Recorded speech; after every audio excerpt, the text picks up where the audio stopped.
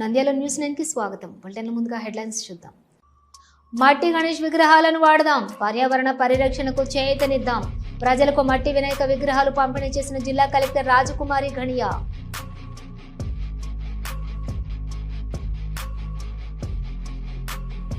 Nandyal RTC బస్సులో ప్రయాణిస్తున్న మహిళల సమస్యలు అడిగి తెలుసుకుంటున్న జిల్లా రవాణా శాఖ అధికారి రజియా సుల్తానా.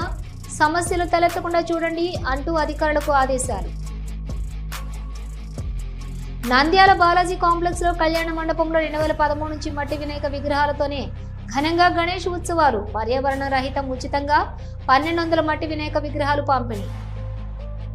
నంద్యాల ఆర్టీసీ బస్టాండ్ లో త్రాగునీటి సమస్య పరిష్కారం చేసిన ఎంపీ బైరెడ్డి శబరి.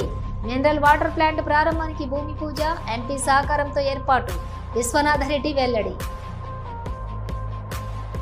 నంద్యాల శ్రీ నాగలింగేశ్వర స్వామి వెంకటేశ్వర స్వామి దేవాలయం 15వ వార్షికోత్సవం. శ్రీ వెంకటేశ్వర స్వామి కళ్యాణం అంగరంగ వైభవంగా కన్నుల పండుగగా జరిగింది. నంద్యాల జిల్లాలో ప్రజా అర్జీలను వేగవంతంగా జాగ్రత్తగా పరిష్కరించేలా చర్యలు తీసుకోవాలని జిల్లా కలెక్టర్ రాజకుమారి ఘనియా అధికారులను ఆదేశించారు. నంద్యాల పట్టణం శ్రీ కోదండ రామాలయంలో శ్రీ కదలి పూర్ణఫల మహాగణపతి దర్శనార్థం సిద్ధం. వినాయక చవితి పండుగ రోజు ప్రత్యేక పూజలు, కరపత్రాలు విడుదల. భారతదేశ ప్రధాని నరేంద్ర మోడీ గత ఎలక్షన్ల వారితో కుమ్మక్కై దొంగ ఓట్లు వేయడంపై తీవ్రంగా ఖండించిన కాంగ్రెస్ పార్టీ అధ్యక్షులు దాసరి చింతలయ్య.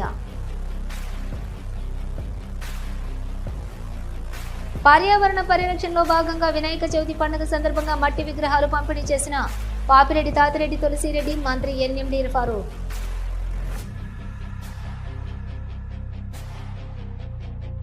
నంద్యాల పాణ్యం మండలంలోని జిల్లా ఏఎస్పీ జావలి ఆధ్వర్యంలో విద్యార్థులకు మేమున్నాం మీకు రక్షణ అంటూ శక్తి యాప్పై అవగాహన కల్పించిన శక్తి టీం బృందం.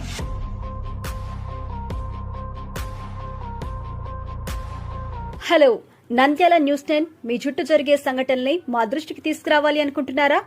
అయితే ఇంకా ఆలస్యం ఎందుకు? మా వాట్సాప్ నెంబర్ 9849700865కి సమాచారాన్ని ఎప్పటికప్పుడు పంపించండి. మా నంద్యాల న్యూస్ 10 ద్వారా మీ సమస్య పరిష్కరించుకోవడానికి ముందడుగు వేయండి.